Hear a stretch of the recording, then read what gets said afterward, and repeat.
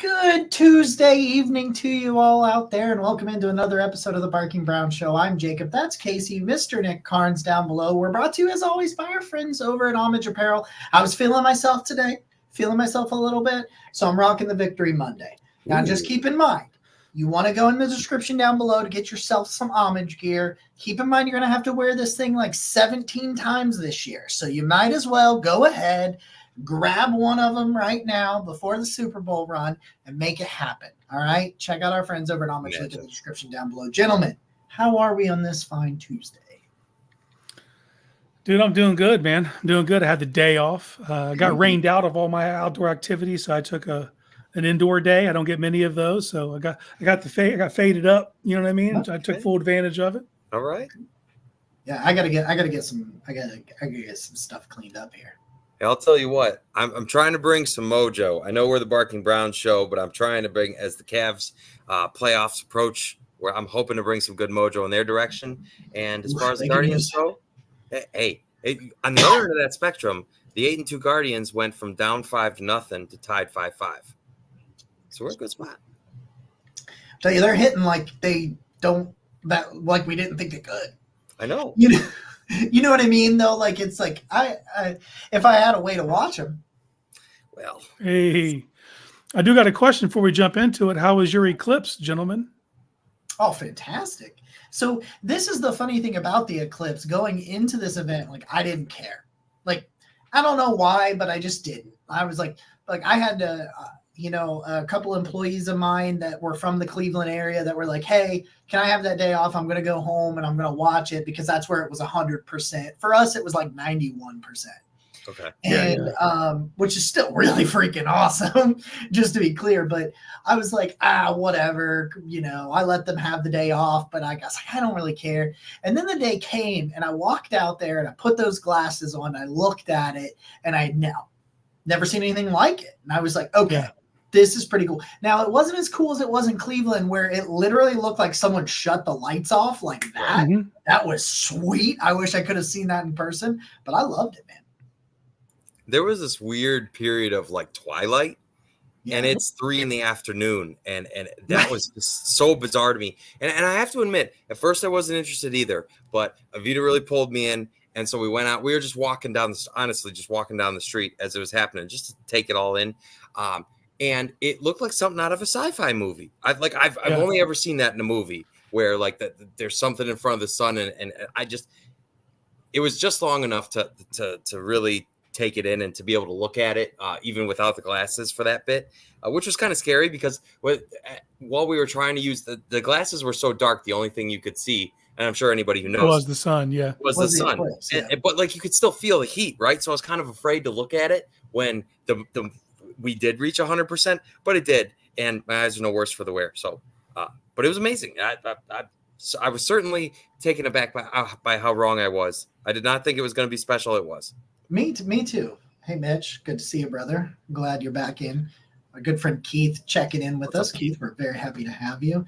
So we're going to start with the rumor that is probably the worst kept secret, that it seems as though the Browns are going back to the white face masks, right? That we're still obviously awaiting official word, but it's probably one of the worst kept secrets in sports. April 17th. That's when we find out. Okay. That's the date. Yes, sir. Okay, cool. How do you know? What next? Because they officially announced the teams that have uniform changes, they had to announce that, and they said when the announcement would be. We're one of the teams. Okay. So. Okay. Cool. We know what's up.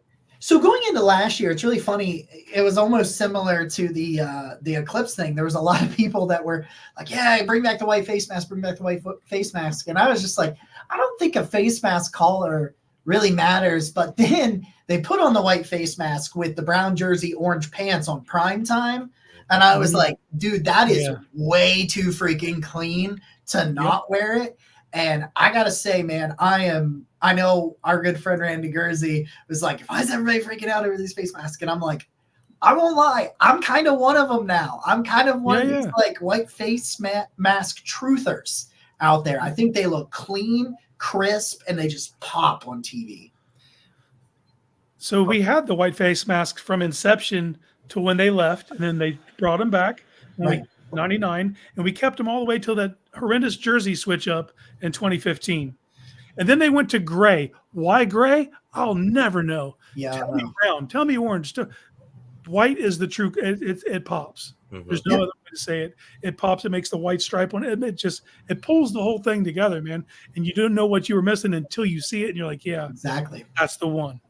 I feel like there's a trend since the Haslams have taken over the team, and they really have started to listen to fans on like the things that don't really matter, all the off-field stuff, right? Like they let us vote and pick the elf that was on the field, and Right. really a new one, right? They let us pick the dog last year, and now it seems like this was really fan-driven to get the white face masks, and I love that from them because at its core, sports is entertainment, and it's like let the fans have the fun stuff that doesn't matter off the field, and it's like that's what the Browns have been doing. They deserve a lot of credit for that. And if you guys came here for Jacob's take on the greatest WrestleMania of all time, that's coming at the end of the show. You don't know what I'm going to say. No, we'll get into the show. We don't do the podcast before the podcast. It was I will say this. Please. I feel like the Haslams have handed over a lot of that like responsibility to J.W. Johnson, and he's the one taking all of our complaints. Because I feel like that's like the guy who has to hear us bitch about like logos and helmets and jerseys. He seems to be the guy taking all that. So, yeah. Now, Casey, I will say that on that note, I'm a little bit sad because JW does not seem to be a fan of the orange jerseys. And good for anybody, well, dude, I want them. I need them. No, for anybody who doesn't know, I am the card-carrying member of the Orange Jersey Fan Club. And what are we, traffic cones? Yeah, your colors are brown and orange. Okay, just briefly, your colors are brown and orange. Why are there not orange jerseys? There's so many teams. Because of the orange tops. Orange. Well, you could go orange, brown. White pants, baby. White helmet white pants. You could, and so we introduced the white helmet, right? We've got all of these options to make an orange jersey work, and we're still just going to say no. Thank you, Josh. Try it. I disagree with Josh. No, Josh, do you remember 2002, dude? Like when they brought those out, those were sexy. I had a Braylon Edwards. I had an orange Braylon Edwards as a kid. I had an orange Courtney Brown. Okay. Straight up. That'll take you back. Okay. So we're going to get in to the main topic. If there's anything you guys got on Twitter, on YouTube, fire in the comments. As always, make sure if you're on YouTube, you hit that subscribe button, give us a thumbs up. Helps us a ton. We appreciate all of you out there. I say it every week. I'll continue to say it. The most valuable thing you can give somebody is some of your time. So we really appreciate you giving some of your time to us. Lots and lots of big things coming from the show. We're continuing to do the draft stuff. At the tail end of this, we'll have another mock on a different simulator, as we will for every show until the end of until the draft in a couple of weeks, which is when we'll be live. Weeks, yeah, live all 3 nights here on YouTube, on Twitter. My body is not ready, but I will get it ready. Okay, Josh had. Look, I'll take no Lee Suggs besmirchment. It ain't happening. Okay, orange jerseys are for the deranged. I know. Hey, see, it's a hot topic. And I'm fine with that. I'm deranged. Man. All right. So we're going to talk about some of the Browns' confirmed top 30 visits. They've got, I think it's 11 or 12 is where they are with their top 30 visits. We have, do not take an offensive tackle in the mock. No. Don't tell me what to do, Keith. Okay, maybe I won't. I'll do it just for you. You know what? Since you asked, Keith, I will do it. If Sima Matei is there, I don't know what you're talking about. We'll see. Well, we're going to do Pro Football Network's simulator tonight. Dear Lord, we can have anyone we want. All right. I know. We're gonna. You know what? We're gonna have some fun. Building in the trenches might not be sexy, but damn, does it help winning? And Andrew Berry loves it. Just know that. Cookies. All right. That's my celebratory cookie for later. Okay, so we're going to talk about 7. We were originally only going to talk about 6 of their top 30 visits. And then they announced my favorite. I've come to it, guys.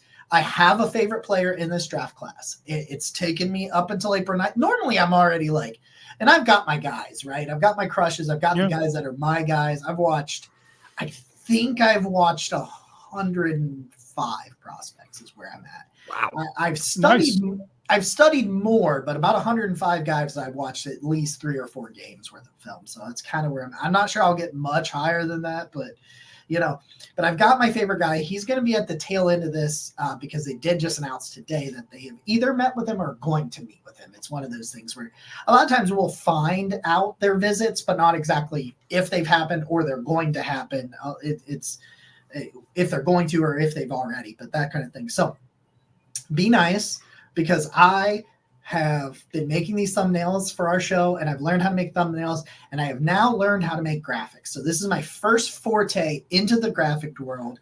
So we're going to talk trouble. about 7. We're going to talk about 7. Whole new world. 2 of these prospects we're not going to talk about for a ton of time because they're offensive tackles. We did an offensive tackle show here on YouTube as well as on the Spotify and Apple podcast feed. If you want to go back, that was on Sunday. You can go back and check that out. And these 2 players were mentioned in that show, and we went about 45 minutes on some offensive tackles. So if you're a junkie and you have an issue like I do, go check it out. So we'll do that. So without further ado, let's talk about 7 of the top 30 visits for the Browns for the draft coming up. And we start with BYU tackle Kingsley Suamatea. I've got some of the measurables here for him: 6'4", 326 pounds, long arms, 34.25-inch arms, which are not super, super long, but they're more than enough, more than adequate for a left tackle in the NFL. His relative athletic score was a 9.35. He had a pass blocking grade from PFF this year of 86.1. The run blocking leaves a little bit to be desired at 52.9, but in my opinion, it's not for lack of talent. It's for some refinement and some hand placement and some things like that. So, Casey, I'll kick it off to you a little bit about Kingsley Suamatea. Well, as those graphics illustrate, I do love him as a pass blocker, and there is some work to be had for him as a run blocker. But it's all fixable stuff. I will say this: he is the most overall talented tackle that could possibly fall into the range. Mm-hmm. So it makes sense to kick the tires on him. He meets everything. He's young. He's everything that you want in an offensive tackle. If you want a piece of clay to work with, this guy's going to be a future starter in the NFL. It may just take a season or 2. You're looking at him and you say, okay, you're 6'4", you're 326, and your relative athletic score is over 9. Right? Like from a prototypical type of standpoint, this is the guy you're looking for. Right. And so if you're trusting your development, then I would feel great about this pick personally. I just think that, okay, if your knock is that you struggled in run game blocking, well, obviously you've shown prowess in pass blocking, and you are clearly the athlete and the size to be able to succeed at the next level. So that seems like the right type of problem to have, if you're especially in the Browns position where you've probably got some time to develop behind an offensive line that's pretty well set this year. He's pretty explosive off the snap. It's not a lack of effort in the run block. I think it's technical things. Some of his footwork, I think some of his footwork's a little sloppy, some of his hand placement, but he's not as big. But in terms of what DeJuan Jones was as a prospect, as a guy where you're not going to go through Suamatea, not very often. You're not going to do it. I mean, he can react to both speed and power rushers because he is a strong guy and he is an athletic guy. And, I know you don't have Bill Callahan, but it's not like you have a scrub at offensive line at this point. You've probably got one of the better offensive line coaches. It just so happens to be a downgrade because you had the best offensive line coach, in Bill Callahan. But you've got some good coaches that have been around and know what they're doing. And so you've got to lean on your belief as coaches and doing your job and their strength and conditioning and all these things to be able to mold these guys into what they need to be. And I think that Kingsley is pretty good as a pass blocker. I think he's where, there's some things he could clean up, but there's enough, the physical tools, the desire, the experience. He's got experience playing multiple positions on the offensive line, which is kind of a key trend that they've showed with some of these top 30 visits. And just think what he brings to the table is what you need to be brought to the table at the position. And I think you can work with it. Like you said, Nick, we talked about it on the offensive tackle show on Sunday. You've got your starting 5. Heck, you've got your Sorry, goodness, that came out of nowhere. You've got you've got 2 right tackles, Right. and barring injuries, your front 5 is set. He does not need to play. He can be that swing tackle. Heck, he might even be. They may even put, I can't think of his name, how to pronounce his name, but the tackle they signed that used to play for the Bengals. Adeniji. He may be the swing tackle. So you may bring in a guy like Suamate and let him sit completely, barring multiple injuries. And so I think that's a good spot to be in. All right. We got, no. Still not used to this luxury of bringing players in and saying, hey, you sit and develop. You worry about that part. We're red shirt and fools, man. Red shirt, baby. All right, the Yak King himself, Malachi Corley, one of the first, I think he may have been the first reported top 30 visit that we know for sure. The wide receiver from Western Kentucky, a little bit on the numbers on him, 5'11", 215 pounds. Good arm length for a wide receiver, 32.12. Pretty good catch radius for Malachi Corley. What he brings to the table isn't necessarily winning by out-athleting people. You see that in his relative athletic score being a 7.76. That's not bad. He's just not like a freak athlete at the position. 82.5 receiving grade from PFF, and he led the nation, 8.6 yards after catch per reception. So you're talking about a guy getting you nearly 9 yards after the catch, week in and week out. A ridiculous. What did he have like over the last 2 years? Like 60 or 70% of his receiving yards are after the catch. It was some just astronomical number. It reminds you of the stupid year David Njoku just had for the Browns after the catch, where he was just, you would just get it. You get the ball to Malachi Corley, and he will get every yard he can, and he's going to get extra yardage. Sometimes I think he's got really good body control, the start-stop ability, the change of direction, where he may not be he's not a 4-3 guy, but he's physical. He can run through you. He can make you miss if you underestimate his athletic ability, and he just does things after the catch. And you know what the Browns don't have much of? Guys that can do things after the catch. They brought in Jerry Jeudy, who's good at that. Now let's bring in another one in Malachi Corley, and let's take this offense to a whole other level. Physicality. Yeah. Physicality in the wide receiver room. You lack it. This guy would give you that instantly, gives you a jolt. You're not just drafting Malachi Corley, you're drafting an attitude. And that's what he brings to the table. This is a great wide receiver draft. He's the only one of him. There's other guys that do this, other things, and there are several guys who do that. There's several deep threats. There's several win early guys. There's several quick twitch guys. He's the guy that'll punch you in the mouth. There's not another guy in the draft. Maybe Xavier Legette, maybe. But this is the guy. Xavier gives you more dynamic athleticism, not as much oomph. You know what I mean? This dude will go through your chest. So yeah, you get this guy. You automatically upgrade the physicality of your wide receiver room. He plays bigger than 215 in terms of physicality and strength. That was one of those things looking at his weight. I'm like, really? Because on tape, when you're zoomed out looking at the all 22 and you can't necessarily see how big he is, you watch his physicality and you're like, oh, only 215. Damn. Like, that's kind of some of the stuff that I said. I don't know about you guys, but pairing the tight end that led all tight ends in Yak with a guy who had the most yak per catch in college last year feels like a spicy combination. And I just think, aside from Amari Cooper, the Browns just haven't gotten those yards after the catch from their wide receivers. And it's been a problem that's spanned a few years now. So they brought in Elijah Moore to maybe help fix that problem. And they just haven't found the type of success there that I think they were looking for yet. And so if you draft a guy like Malachi Corley, maybe he is that long-term answer that you're looking for that can give you that type of separation, especially as you're looking at the wide receiver room. It's like you just drafted Cedric Tillman, and maybe he's like the big body contested catch guy, right? So pairing him with a different skill set in the wide receiver room as like your young duo moving forward makes a lot of sense to me. Yeah, and mixing that with Jerry Jeudy as well. Right. Because, you now extended Jerry Jeudy, so you've got him for the next 4 years. Yep. The ability to be a gadget. What is that? Hold on. What do you mean?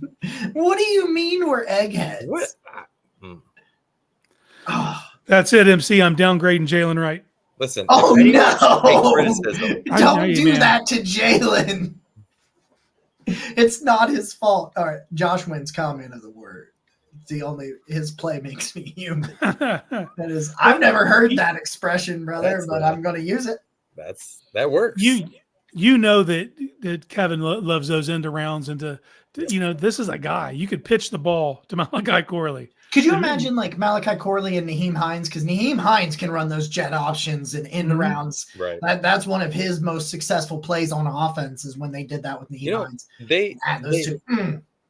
They did some of it with Jarvis Landry. They did some of it with Odell Beckham. They tried to do it with Elijah Moore. They did it with David Njoku. For that matter. You're right. They clearly Kevin Stefanski wants a guy that can be that dynamic, that different change. Like he's shown you every year that he wants that type of skill set. Tried to do it with JoJo Natson until he got hurt. Right. Him too. They've tried it with so many guys, and for whatever reason, they've had varying degrees of success. I'll never forget that end around to Odell, or that reverse to Odell Beckham against Dallas. But that's neither here nor there. That's a lot of years ago. The last two you tried with was Anthony Schwartz and Elijah Moore, and we saw how that went. So maybe you finally get that dude who's going to be the long-term answer for these spicy plays Kevin likes to cook up. Demetric Felton. I could go on. Yeah. I could go on. They got Akeem Grant to run that, and they couldn't even get him on the field. I felt so bad for Jakeem. Oh, man. Me too. So bad. Me too. That was a tough day. They wanted a guy who's versatile like that. Let's go local. Let's go defensive tackle. They've had Michael Hall Jr. in. My editor over at Browns Wire, Corey Kinnaman, had talked to him a little bit at Ohio State's Pro Day, which is actually how we were one of the first places to know that he was visiting with the Browns, because Corey literally asked him, and he's like, yeah, I've had a top 30, or I'm going to have a top 30 visit with him. He just was, I know, he dominated Ohio State's Pro Day. And there's some good players that were at that Pro Day performing. And 6'3", 290 pounds, 33.5-inch arms, a relative athletic score of 9.24. So apparently eggheads is an old term for smart kids. They're not used anymore. That's not used anymore, he says. Okay. Hey. All right. We're upgrading Jalen Wright. Running back one now. You're a good egg, MC. We do. We love you, MC. We love you. Been with me and Nick in this show for 3 years. So that's not lost on us at one bit. Not lost on us at all. Thank you, sir. Thing that stands out for me at Michael Hall, 18.3 pass rush win rate. There's not a lot of production, but when you watch it on tape, it's not because Michael Hall can't play.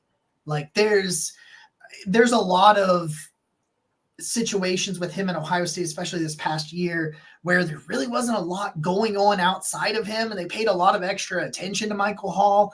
And as a result, if you're the only dude, we've seen it with Myles Garrett, you can sometimes be neutralized if they're not afraid of anybody. And JT Tuimoloau just wasn't as good as he was. Jack Sawyer, there were some okay play around it, and some injuries for Michael Hall and things like that. I don't know where they get a defensive lineman, where they can find the room for a defensive tackle with the way it's set up right now, unless they, fingers crossed, may potentially cut Siaka Ika, and that's not a shot at him as a person. I'm sure he's a great person. I'm just talking about the players' standpoint. But Michael Hall is, if you're looking for an explosive pass rusher that's way too athletic for being 6'3", 290 pounds, that's Michael Hall. Just fires off the line, and he can make an impact as a run blocker or a run defender as well. But you would bring him in to kind of go with Mo Hurst and some of those. And you can kick him outside if you want to, and kind of do some things and move him around. But I think immediately Michael Hall can be an impact pass rusher. And you probably have to go with him in the second round if you do it. But if there was a defensive tackle, there's a couple of them. There's three that I like. Michael Hall is towards the top of that list. If the Browns, it's the explosivity off the line is what he does right off the line. It's quick. He's a gap shooter, but he's the exact type of defensive tackle that Jim Schwartz likes. Yeah, just gets vertical, gets in the backfield, quick, immediate pressure. The Browns are flush on that exact area, though, with signing Quentin Jefferson, getting Mo Hurst back. Dalvin gives you a little bit of that, but you also got the guys who can kick down, Zadarius and Alex Wright.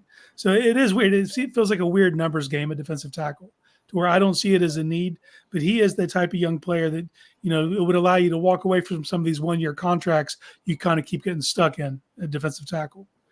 So I wouldn't be mad at it. I just don't see it as an immediate need. At 54, it feels a little rich to me, but I don't think he's there at 85. So it's a weird game you play. Also, he technically doesn't even count towards a top 30 visit because he's in state, Because he's a local visit, but they categorize it as a dub. Yeah. I'd just like to say that the Browns have a fair number now of defensive tackles that can rush the passer, but they don't have a young defensive tackle that can rush the passer. Like I'd say Dalvin Tomlinson's probably the youngest one that you can rely on to pressure the quarterback. It's probably right? Mo is probably still younger, but I think he's 28. Okay. Mo was a rookie in 2018. Right. Yeah. Okay, so Mo's a little younger. But so my point is none of those guys are in their early 20s, right? And you just drafted Siaki Ika, who doesn't bring that type of skill set. And Jacob, to build off your point, people have asked, well, what about Siaki Ika? And to that, I would say, let's let him decide that. I just think if you're in the position where you can draft a young defensive tackle who you say, hey, this guy can get after the quarterback, that's a guy I want in my room. And so the draft can fall a million different ways. It might be that the most talented player on your board is a defensive tackle. And in that situation, am I passing on the most talented player on my board because I drafted Siaki Ika last year? And my answer is no. And I think that's fair. And, Keith talks about, Hurst and Jefferson having some injuries, and maybe that's why he feels that they could use one more defensive tackle. One thing I would say, though, is that makes it interesting, this conversation about where does the roster sit. Like I said, he can kick outside. Does that matter? Right. Like, do you instead of cutting, because you got to look at who was on the roster last year, how it was constructed in terms of number of defensive ends and number of defensive tackles. And you say, who are the fringe guys at both of those positions? You're probably talking Isaiah Thomas, maybe is probably the one on edge, Siaki Ika, those kind of guys. They're probably, could he actually take an edge's roster spot, like in air quotes, and actually become, maybe he's the sixth edge, but also the fifth defensive tackle, whatever it is, could they do it? If they were going to do it that way, if they were going to bring one in, I would think it would be a Michael Hall pass rushing type, as opposed to Tavondre Sweat, who I think he's Siaki Ika 2.0. That's where I'm at with Tavondre Sweat. But if they're going to bring one in, it's going to be a versatile guy that can do these sorts of things, because they've shown they've got some guys that can stop the run. They're mostly focused on rushing the passer. And in the division and the conference that the Browns play in, that's what they should be focused on. Right. What's next? Who's next? I don't know who's next. Oh, one of my favorites, the Yale left tackle, Kuren Amagaji. What comes in 6'5", 323 pounds. He's got really long arms, 36.12-inch arms. He has a quad injury, so he did not test. So there's no relative athletic score. That may hurt him. He may end up going closer to round 3 or something like that, as opposed to round 2. I've heard that the injury may be a little bit worse than we thought. It's a quad injury. Pass blocking grade, 79.9. He was a run blocking grade of 87.9. He's a bully. Big, strong, long, athletic, very athletic. That's when I'm kind of upset that he didn't get to test. I think, did he test at the pro day? I think he did some stuff at the pro day, but I couldn't find the numbers to put it on here on the board. But when you watch it, this is an athletic tackle at 6'5", 320 pounds. He should not move like that. He should not move the way that he can move. But if you're talking about ball of clay that you can mold into a great player, that's he's the definition of that. You're talking about a guy that goes to Yale, I wish he could have played like in the Senior Bowl so we could see him up against some of that better competition. He may need a year, maybe 2 years. Casey, correct me if I'm wrong. Did he start at right tackle or guard? His first started at guard. So he was a guard in 21. So we know he's played guard. He's got the tools to be a tackle. I always get him and Kingsley. And Dominic Pooney. And it's like there's so many of these offensive linemen that have either been on the right side and the left side or inside and outside. And that's why I had to ask you. I'm like, I don't remember which one's which sometimes. I've watched over 100 prospects. I roll up in here. Across the century mark. Yeah, you know what? I am like 14 articles away from 1,000 since I joined Browns Wire in January of last year. I think we're gonna have a little party when I do that. Like that's a large amount. That's crushing it, my man. Crushing it. What's wrong with me? But anyway, seriously, incredibly raw, but absolutely everything: athleticism, size, length, tools. If you can get him in there, let him grow. I think he could be a swing tackle right away, could even go into guard if he needs to right away, but preferably get him, stash him, make him inactive on game days, and allow him to grow. And if Jed doesn't work out, there's your left tackle for the next 4 or 5 years. Well, I think you touched on it. And the fact that he wasn't able to test, I think, is the thing that could possibly make him available in round 3. Which that's a sweet spot. If you can get this guy at 85, you're not forced to play him right away. You know, if that injury is too bad, let him grow into the position. All the physical measurables are there. I actually liked his pass blocking more than his run blocking when I was watching the film. So it's kind of shocking for me to see the number be higher in run blocking. But his ability, so fast. His ability to get to the second level and get on people, not miss. You know what I mean? That's some good. Tom, you're 6'5", 323. It's hard to find guys in space at the second level, not him. But caveat, that was in the Ivy League. You know, there's obviously going to need to be a jump from this young man. But from a physical standpoint, this is what you're looking for in the left tackle. So I'd have no problems. If 85 sounds sweet. If you could get this guy at 85, man, that would be a home run to me. Sprint that card up, baby. I've said this a few times on the show, but the longer this regime is in place, the more we can identify trends, and I love that. Because to me, when both of you have referenced the fact that, like Casey, you said that because he didn't test athletically, that might be the reason the Browns have a chance at him. There have been so many different players that I can think of that Andrew Berry has drafted that he's been able to take advantage of them falling for whatever reason. I think of JOK. I think of Grant Delpit. I think of DeJuan Jones, right? They're just being able to take advantage of for whatever reason. And so when you're already looking at a class, right. Well, for a game. Nick did not hear what I said. He was just going to agree with me and go from there. And then it rattled in his head. He's like, wait up. I'm going to say something blasphemous here. Okay. That's what the Ravens do too. Yeah. The Ravens always get guys to fall right into their lap. Kyle Hamilton. You know, we always walk away from our draft feeling good and then look at theirs and be like, damn it. They stay, you know what I mean? Like it's, right. But that's what you're seeing. These are the upper tier of GMs. So maybe a GM says to themselves, okay, you've played against lesser competition, but like the athletic testing could have put that type of evaluation over the top and say, okay, this guy has all the measurables and he's this incredible athlete. But without it, maybe that's a situation Andrew Berry can take advantage of. And then you mentioned on top of it, it's like, okay, that's not a guy you need to play right away. And this is another theme that we're seeing. It's just there's so many prospects that I feel like are more available to the Browns than they ever were before because they don't have to play right away. And it's just, I love it. Second round picks don't even have to play right away, let alone day 3 guys. Just weird. One of my favorite wide receivers in the draft class for the Browns, Troy Franklin from Oregon, 6'1", 176 pounds. He's small. Like there's no other 176 pounds at 6'1". He's lean. He's small.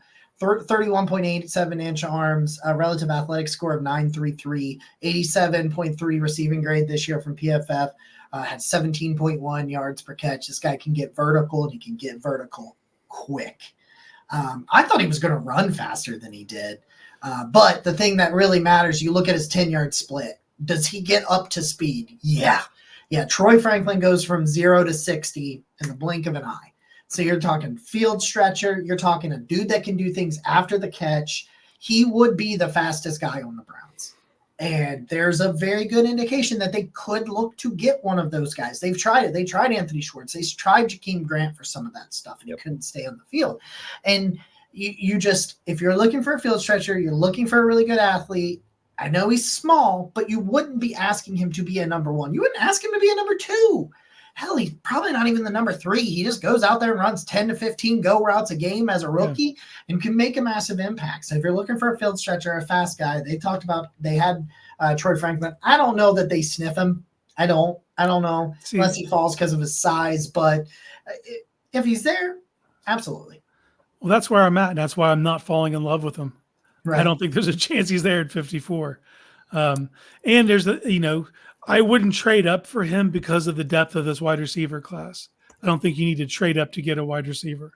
I think though, if that's your flavor, that's what you want, there'll be one available for you at 54 that fits the bill.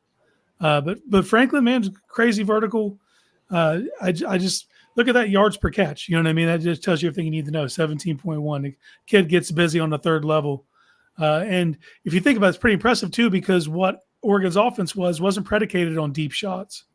No, I think Nick's had the lowest average depth of target in modern history. So for this kid to average 17.1 shows you what he can do in the vertical game. When they did go vertical, that's where they went.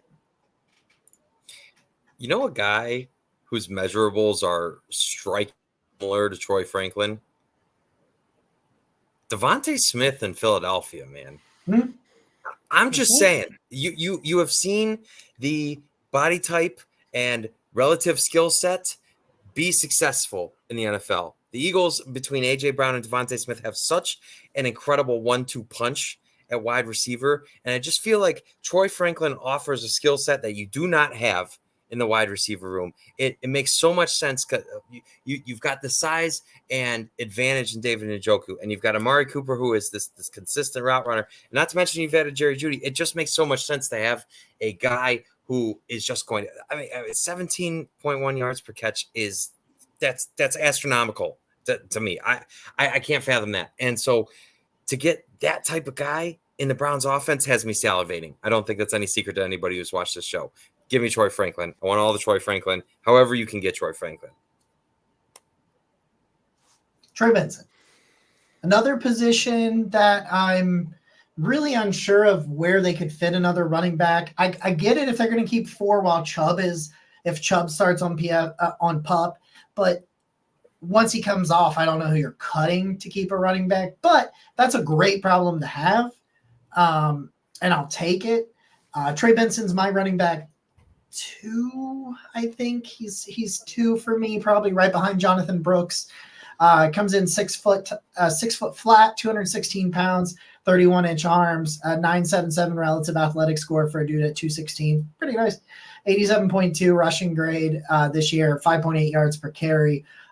He had over 6 yards per carry last year. And Casey, I remember a conversation you and I had very, very early in the draft process. The regular season could have still been going on. I had been doing some work on some of the running backs early on, and I said, this Trey Benson from Florida State, he's really got my attention. And your first question was, does he have experience running in a shotgun system? And I was like, actually, that's all he did, because that's like a lot of what they did, especially when Jordan Travis was healthy at Florida State. And so you're talking about some of the evolution. I think I think he's fine as a pass protector. I think he can do some things as a pass catcher. He didn't really get a ton of opportunities to do that, but he looked fine when he did it. Really explosive, good size, good power, good vision. Some things he needs to refine with some of his footwork and some of the patience. I think at times he can be a little too impatient in attack when there's maybe a better lane he could have taken, that sort of thing. But if you're going running back, Trey Benson, he's up there. He's up there with me, right around where Jalen Wright is as well. So they brought him in for sure, and I think he can be a 3-down back down the line. Yeah, well, that's what I see. He's my second back overall as well. He's the most complete back in this draft right now. Some guys will develop later. He can do a little bit of everything right now, like B+, A- level across the board. Wasn't asked to do a ton of the pass game, but when you saw him do it, like that checks out. He made a ton of dudes miss in 22.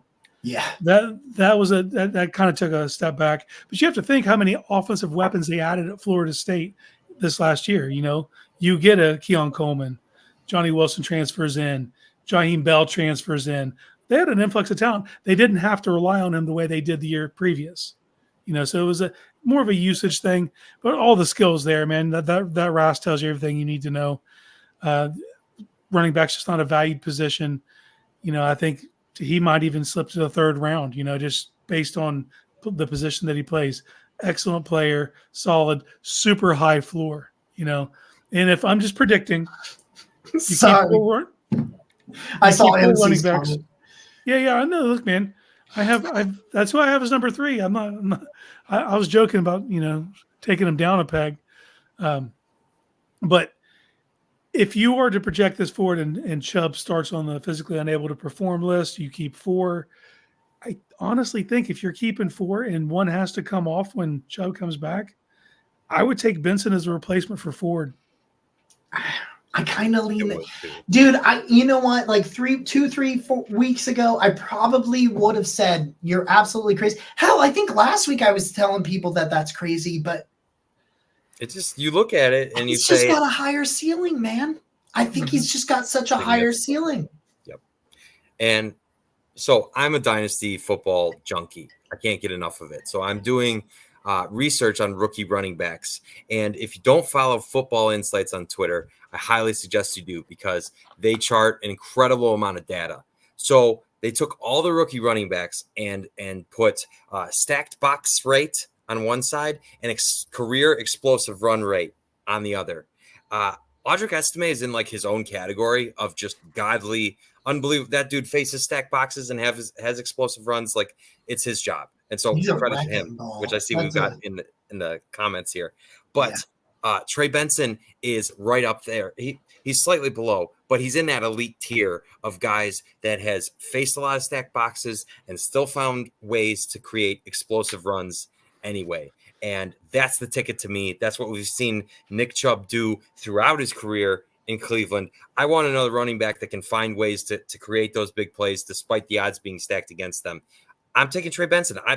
I'm firmly best player available. I could be talking to any one of these guys. There's talent, there's upside, and Trey Benson screams it to me. Jerome Ford, thank you so much for your time in Cleveland. Trey Benson checks the boxes for me. Side note, Josh asks, who's a Keaton Mitchell? That's who we need. I think that's Jalen Wright. Like, I mean, if I'm going explosive home run hitter, just that can just run away, it's Jalen Wright. If that's specifically what you want. Of all rookie running backs, only Tyrone Tracy had more career explosive runs. There we go. Than Jalen Wright did. Yeah, Tyrone Tracy, someone I throw on that list. Isaac Garrindo is another person I'd put on that list as being a home run hitter. Yeah. Charlie, you talk about Estime. We like Estime. I think their show likes Estime quite a bit. I wouldn't want to take him till closer to the 3rd or the 4th, but it's all about ranges. Mm-hmm. Yeah. Maybe you trade the last one. This is my guy. This is my favorite player in this draft class. There it is. It's Texas's tight end, Jatavian Sanders, who I don't think as a receiver, I don't think the gap between him and Brock Bowers is as big as people want to say it is. Now, as a blocker, it is because Sanders can't block. Yeah. No. He's not a blocker. He's allergic to it, but so was David Njoku. And it was this regime. Typical size. Yeah, and this regime taught David Njoku how to block. So it's like, Josh, I'm not gonna get unfriendly. This is first off, Josh says this is a family friendly show. It fucking is not. It is not. Not at this current point in time. It is not. Quota. All right. Jatavian Sanders, 6'3", 245 pounds. It's what you want in your tight end. 32, nearly 33-inch arms. He's got the tools to be a blocker, just not the. And I don't think it's from a lack of want to, because I think there's some effort. I don't have It's not always effort. It's just I don't think he knows what the hell he's doing when it comes to it. Relatively to Chuck says my virgin ears. Chuck, I've heard you say bad things in the comments. All right, I've seen them. His relative athletic score was 8.06, but on film he looks like a better athlete than he tested. You know, when you look at the relative athletic scores, you're talking about wind's blowing and my blinds were all the way up to my curtains. They were about to hit me in the face. It was very, I was like taking, anyway, he didn't test as well as like I thought he looked on film. If I remember correctly, I don't think he actually did the jumping. I don't think he did his vertical or his broad. And I think that's something that's really good in his game. Which is crazy. When you watch his tape, those are things he does really well. That's where he's at his best. I mean, 79 receiving grade, and then you go to the contested catch rate of 53.8%, which is just a ridiculous number. So you're looking at a guy 6'3", 245, nearly 250 pounds. He will go up and get the football. But the thing that it makes him the most dangerous is he is a menace down the seam vertically as a tight end. Like, I mean a menace. If you had David Njoku and him just off, a little bit back, Njoku runs out a clear out, kind of runs into the flat and he runs a clear out, you're either going to get Ja'Tavion Sanders running open down the seam or pulling coverage to him and David Njoku underneath. And we saw what happens when you dump it off to David Njoku underneath with space last year. I think Ja'Tavion Sanders, he's not all the way on the level of what David Njoku was in terms of athleticism. He's not quite there, but my God, is he close. I think he's a really, really good athlete. I think he is in the best position if he goes somewhere that he's not the guy year one. And if he goes to Cleveland, I know that Josh should put this in here, kind of a Gronk Hernandez 2.0 kind of thing, before thinking about that with Hernandez. I'm telling you, man, this is a hell of an athlete. He's 21. Didn't he just turn 21? So he's still very young. Mm-hmm. And you could have two really good tight ends under contract for the next 4 years.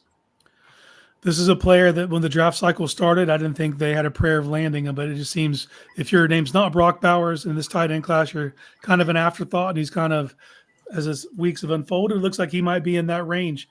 The RAS comes down to he only put up 8 reps of 225. So that'll for his size, that's not considered strong. Oh yeah, so that's what's knocked him back. And he's not a blocker. He's not. That doesn't mean he can't develop it. It just means he's not a blocker right now. But luckily for you, you got David Njoku, one of the very best blocking tight ends in the NFL. If you bring this kid out in 12 personnel, kind of flex him out to that power slot spot. I'm telling you right now, man, you said it. What he can do in the seams, it's devastating. Better than Brock Bowers in the seam. I'll say that. That is an area of the field that he excels in better than Bowers. And Bowers is more of a complete tight end, and he deserves the pub that he's getting. He's a first-round guy. But if you get Sanders at 54, that's grand theft because he can affect a game. And it's very hard for rookie tight ends to affect a game. Look around the league. Rookie tight ends very rarely make a dent. Laporta was the exception. But if you got a guy you can sneak in on 12 personnel, he can do damage vertically and really put defenses in a blender for mismatches. So I would be all about it. Charlie's like, he's going to go to a division rival and piss us off. No, I refuse. Yeah, if his cat wears purple, I'm going to be pissed. I think they already got Likely and Andrews, like Josh was talking about. He's like, get us our Likely and Andrews combo. I hate it, but I feel like he's going to wear Bengal orange instead of Browns orange. I do hate it. And so I will just say, I hope the Browns get him. I hope. I know I don't want to put the negative juju out there, but I'm just saying that's like one of those fits you look at and you're like, that makes too much sense. Anyway, I just think about the duo of David Njoku and Ja'Tavion Sanders. And I ask, and I'm like, okay, in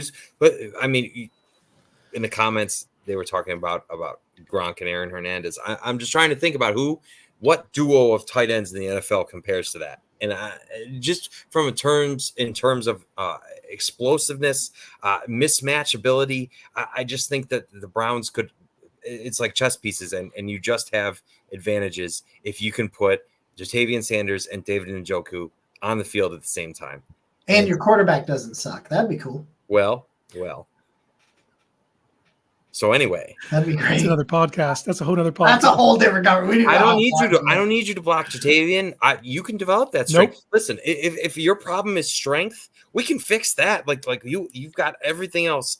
It's a theme here that we're looking at all these draft prospects, and you're saying, okay, well, you've got the prototypical size, you've got developable skills. Sign me up. Don't forget, you brought in a pretty good tight end coach in Tommy Reese. Right, and that too, right? A guy who went from running offense to coaching your tight ends in Cleveland, which still strikes me as such a compliment to what he thinks of the Browns organization. But get a young, exciting tight end in that room behind David. David Njoku is the model of a guy who the Browns drafted him, developed him. He's crossed the threshold into the elite tight end conversation last year. That for all the things that you could say about maybe the Browns haven't developed wide receivers like they'd like to hope, they developed David Njoku 100% of the way that they had hoped, right? And so if you can replicate that with another young tight end, oh my. Yeah. Here's the thing. We're running out of time on this show, so we're going to talk about WrestleMania. So if you don't care, turn the thing off. But this week's draft pod coming up later, we're going to hit you with a triple mock draft. We'll make up for no mock draft tonight because we're going to hit you with a triple mock draft, including my double trade down mock draft that's already live on Browns Wire. So you can go check that out. That article is live. But I'll go really far into it. I'd like just before you get into WrestleMania, I'd like to thank everybody for voting on the fan directed topics for our second show of the week. We probably are going to be able to squeeze in maybe one or two more before the draft. I'm going to try to get in 2 or 3 if I can. Okay, so we'll put that out on the Barking Browns Twitter. If you don't follow, please do. Yeah, Barking Browns 24. If you're not on the Twitterverse right now, you can head on over to that said Twitterverse and do that there. We love you, by the way, for everybody that's about to turn it off because they don't care about WrestleMania. But let me tell you about we got some sickos in the comments that are ready to hear about WrestleMania. We do.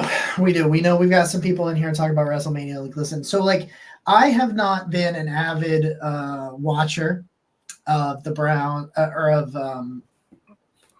wrestling for a while, but going into this WrestleMania, I had started to get back into it with The Rock coming in, having that storyline going with Roman Reigns against Cody Rhodes and Seth Rollins. I love Seth Rollins. I think he just gives everything in the ring. He's apparently going to take like 4 weeks off. Like he got the shit knocked out of him this weekend. So like, good for you. Take some 4 weeks off. But listen, like that final match, man, like it's Cody Rhodes, Roman Reigns, they're going at it, and here comes Jimmy Uso. He's going to mess it up. And then his brother comes out there, Jey Uso. Now they're fighting. They take each other out. You're like, holy shit, what's going on?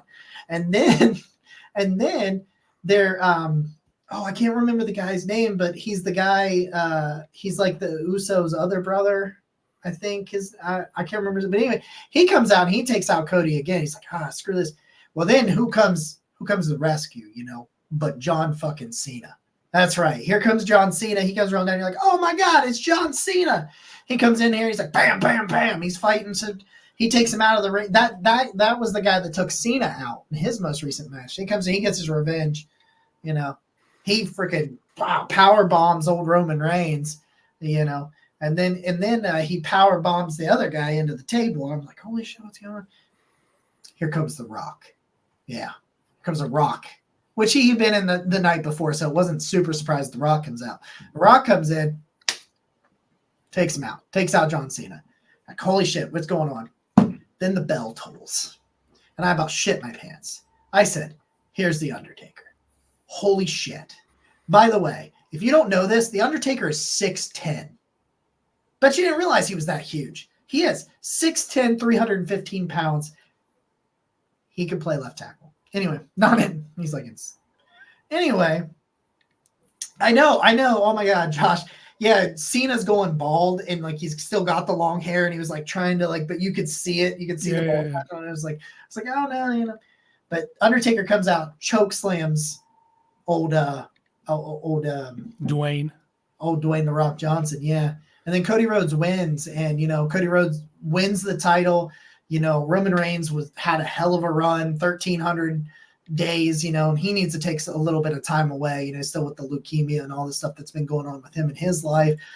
And Cody Rhodes finally won the thing that his dad, Dusty Rhodes, couldn't win. And I almost cried. So, and by the way, on Peacock, across the 2 nights of WrestleMania, 1.8 billion minutes were watched in terms of the 2 nights of WrestleMania on Peacock. 1.8 billion. They made $38 million on ticket sales the 2 nights. You think wrestling doesn't sell? Guess who else was there? Jason Kelsey was there. So was Lane Johnson. They came out and they helped Rey Mysterio on Saturday night. George Kittle was there. Everybody was there.